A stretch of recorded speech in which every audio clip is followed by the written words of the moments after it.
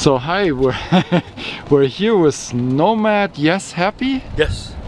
And your name is Don, and Yes. you have this awesome trailer that you built completely yourself. Yes.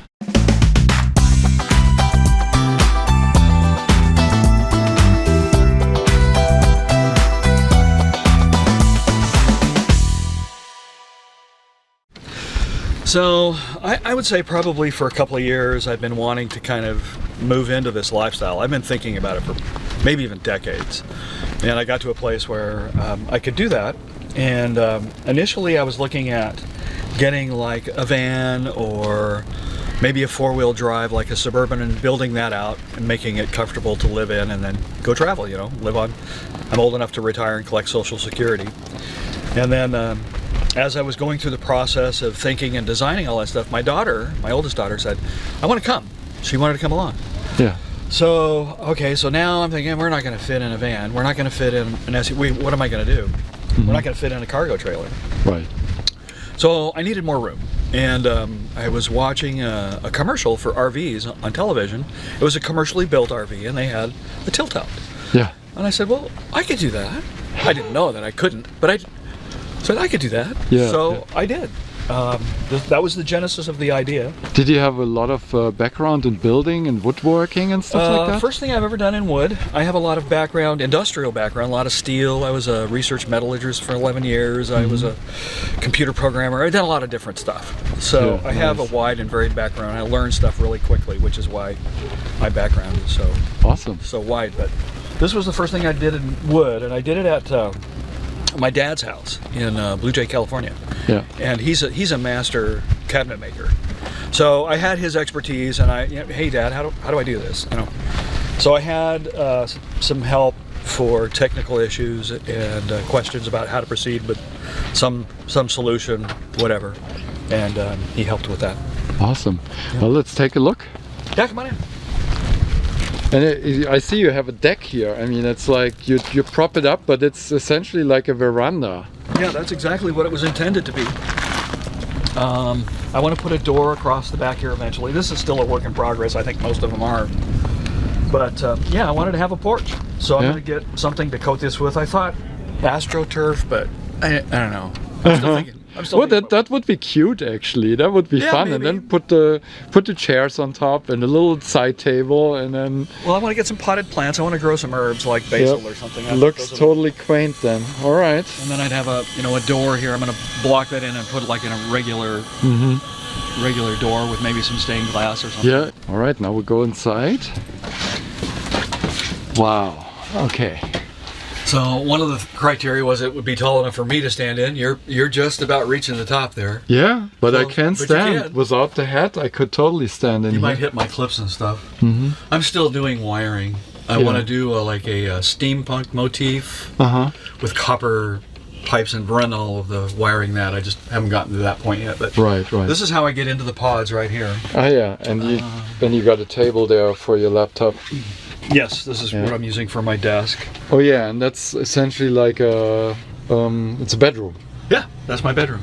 So when we first launched, it was a 2-bedroom. So my daughter slept here and I slept over here. Now I'm using this just for storage. Right.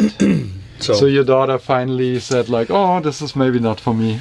I think she liked it, but she wanted to go back to school. Yeah, yeah. So So she might come out and join you again at some point. Maybe. Well, I have another daughter that she's been talking about it. I think my son's like almost a nomad already. So Right. So what else you got in here? You got some shelves, obviously. yeah, just For some shelves, storage and bathroom. This Some are like closed up, and some are open. Yeah, I started doing this, and then I've actually regretted putting the doors up because it makes it hard to get things in. And I'll explain why that is in a little bit. Yeah. So how do you make it so nothing falls out? Is there like netting or something that you put up? The clothes They don't fall out. They've been good, but no, what I have are some eye bolts here, and I have some Strings, and they hold stuff in. some paracord, and I just run them across. But sometimes after travel you might have to clean something up. Well, I got tired of cleaning something up, so I put those cords in, and I haven't had a problem since. And cool. I've been up some pretty rough roads. So, Nice. but one of the things that I do that makes me regret putting these doors on is if we can step outside again. You can probably take them off again. I'm planning, I think I might actually. Yeah. But these pods, when I travel, these pods come apart, these walls come off. Right. The 4 end walls, so there's 2 on this one and 2, you know, there's 2 end walls on each. And I put those on the back here. Yeah. There's okay. There's a shelf where I put them, then I just put ratchet straps across the back to hold them up. The wall that runs along this end, Yeah. I take those and I put them down this aisleway. Right. There's places for supports here. You'll notice there's a hole here, Yeah. and then there was a hole here. Yeah. So I actually had 2 bunks in here, so my daughter could sleep on one and I could sleep on the other. So if we stopped at a rest stop, we could spend the night there without having to deploy the pods. Ah, okay. So now I just put both walls down here, put both mattresses on, and the mattresses hold these doors closed. But if there's anything in here that I want to get, I can't get to them. So I don't. Right. I don't like the doors. I like the cords in my. Yeah, you could probably adapt it, you know, so that works with outdoors. Yeah, I thought maybe like a Murphy bed kind of thing or something. Yeah. Like that. I don't know. Right now I have them, and I've left them, and Yeah. but I may take them. And then I see another door over there. Yeah, this is the bathroom. So. Oh, nice. So it's totally separate room. Yeah.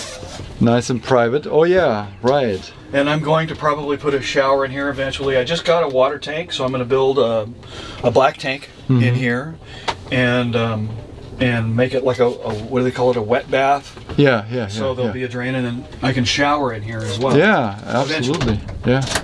And then I'm going to put shelves like this one here across here, about 30 inches, and then I'm going to come up about kitchen counter height and go the rest of the way across.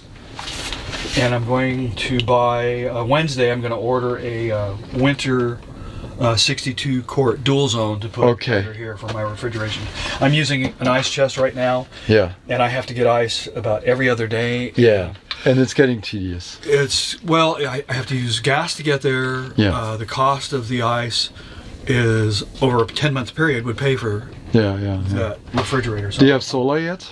I have 300 watts of solar. Yeah, that would run a 12-volt fridge. I have a Blue Sky inverter, i3000, 3000i, and a 600 watt sine wave. I'm already wanting a bigger inverter. This upgraded. is too small. Yeah. And then I have 300 watts solar on the roof, 100 watt Renogy panels Nice. across the top here, and I have room, and I've prepared bracketing for 3 more, so I'll have 600 watts when I'm done with them. Okay. With the system. Well, anything else to add? Let's see. I think that's probably all the highlights. But I've been on the road since May 11th and covered 7,800 miles. Awesome. And I'm digging it. Yeah, wonderful. Much more adventure to come. And we're gonna put your channel down in the description. Cool. Okay. Thanks, Don. Thanks, Moonbats. Thanks.